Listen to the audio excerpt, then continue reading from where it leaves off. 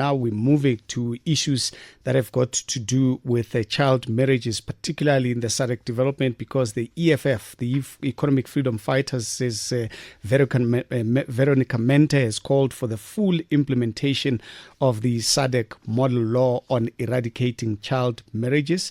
She tabled the motion at the 57th SADC Parliamentary Forum in Victoria Falls in Zimbabwe over the weekend. And she joins us on the line. Ma'am, thank you for joining us. Good afternoon. Good afternoon, TK. Thank you very much for having me. Thank you so much.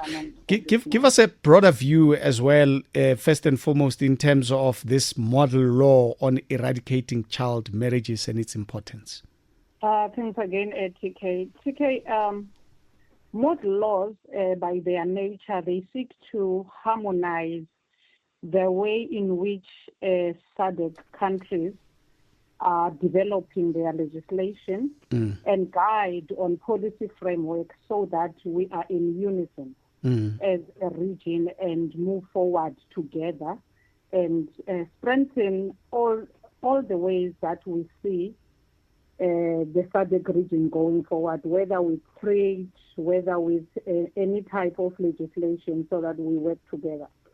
Now, in terms of the child marriage, this law was adopted in June 2016 by the Parliamentary Forum, and later on we established that this law was not fully implemented. This model law seeks to harmonize and get all the SADC countries in line with the global treaties and the standards in terms of an adult. Who is an adult in globally? An adult globally is recognized as an 18-year-old. Yet, in some countries of the SADC, we do not have a similar approach in terms of who is an adult. And that model law was seeking to harmonize that so that we are not outside the global treaties, as well as understanding who is an adult in terms of all the treaties and the global standards. Yeah. So if you will be taking, for instance, South Africa, let me make an example with South Africa. South Africa has got a Marriage Act which says 18-year-old boy can be married, or a man, but a child who is 16 years old can be married with consent of the parent. That is equal to human violation, because in terms of global treaties, a 16-year-old is a child. Once again, South Africa recognizes that a 16-year-old is a child because they're not allowed to drive, they're not allowed to vote, because they are not matured in nature. Therefore, they cannot take serious and sound decisions. Yeah. Hence, they cannot vote. But they are allowed to bear a child. Because once you are married at 16, then you are forced to have sex with your partner. You are forced to be a parent, and then that violates your rights. You are not having access to education. You cannot go to school because you must be a parent. You have no access to economic participation because you are busy as a child. You are busy mothering or fathering children. It looks like you've got your hands full, because I think 2-3 years ago, Malawi in particular was exposed as one of the countries where child marriages were taking place at a shocking, very alarming rate. We've seen videos here of some church where its leaders were seen marrying children that look 16 years and younger. And some countries, as I say, on the SADC region on its own, we've seen that problem. Are you finding synergy with your colleagues from our neighboring countries in terms of pushing for this to happen? This was particularly a reason why, as the EFF, we found it appropriate to revisit the model law and go and raise a motion in the recent SADC Parliamentary Forum held in Zimbabwe, because it has been now occurring a lot in the SADC countries, that children are getting married to pastors, to traditional leaders or traditional healers. Parents are marrying girls off, and there are no consequences. So we had to go back to the legislators, the people that are responsible to draft legislation, people that are responsible to pass policies, people that are responsible to drive and advocate for human rights and ensuring that we protect those that are vulnerable. And children are the most vulnerable in our country. As far as the countries that have to change their laws, Malawi is one of those that have not changed their laws. And fortunately enough, in that parliamentary forum now, we adopted the motion that the implementation has to be enforced.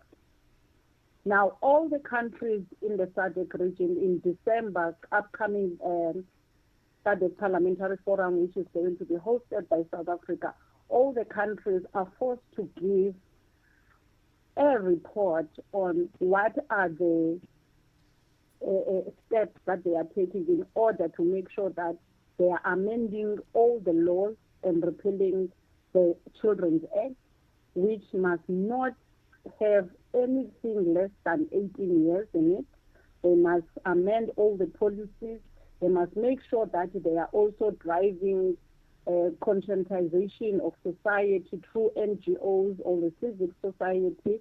We must see through Parliament and its multi-party women's caucuses and ministers that are leading women, ministers that are leading health and basic education, because this is another legislation that has been left hanging by many states under the SADC, wherein you find that a health minister in December, let's take Christmas, they are going to be monitoring children that are born in Christmas babies, and you will find that there's a 13-year-old that has mothered a child among those. Yet, the clinic or the hospital that were assisting a child throughout the process to birth, because you don't come to the clinic to give birth nowadays. You go throughout checkups and all of that, yet there is not a single doctor or a nurse that has opened a statutory rape, because it is a crime to have sex with a child that is less than 18-year-old. That is a criminal offense in the SADC region, as per the SADC Model Law and as per all the statutes and the CEDAW, the Maputo Protocol, and the United Nations regulations. It is a crime to have sex with a child that's less than 18 years old. Yet you are going to find ministers of health claiming that no, it's the parent that must come. That is a state duty. As a state, you must protect children. So we're trying to enforce and do that drive again of advocating in our region that no one must be involved. If ever you coerce your child to be married to a 50-year-old or even a 19-year-old or a 21-year-old, as a parent, you must be criminalized. I hope you succeed, because I mean the numbers look scary. According to the United Nations Children's Fund, in the eastern and the southern part of Africa, 35% of women are married before the age of 18. I mean, 35 is a big number. Absolutely. They were actually more scarier in 2016 when we started with the model law. In 2016, we found that even those that are in marriage, almost more than 6 million women that are in marriage were married at the age of 14, 15, 16 at most. Yeah.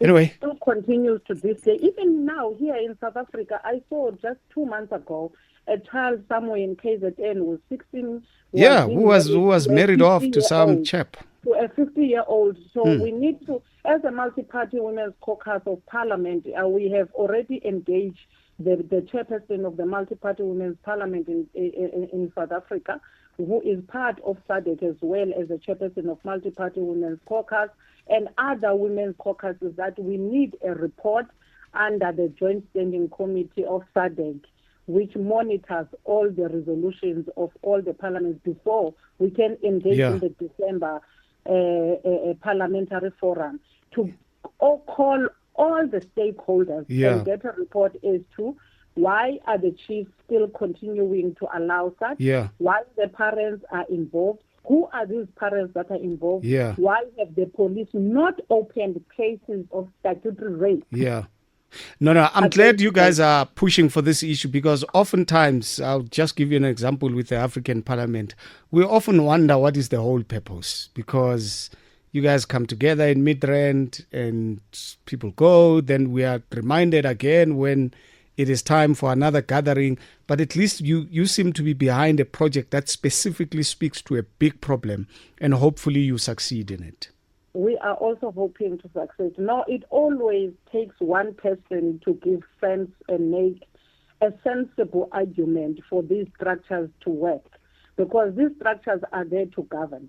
Yet, the way in which they carry out their duties, it's not monitored, and it's attended by people who have not been taking it seriously. I'm sure even with the PAP, we have now seen a shift and in way in which it's doing things ever since the arrival of the EFF. Similarly to SADC, we are now trying to put a focus on sensible ideas and ideologies that are going to push the unity of the SADC and ensuring that we are harmonizing and domesticating all the laws that are going to unite us as a region and push forward in order for us to be more powerful and work together.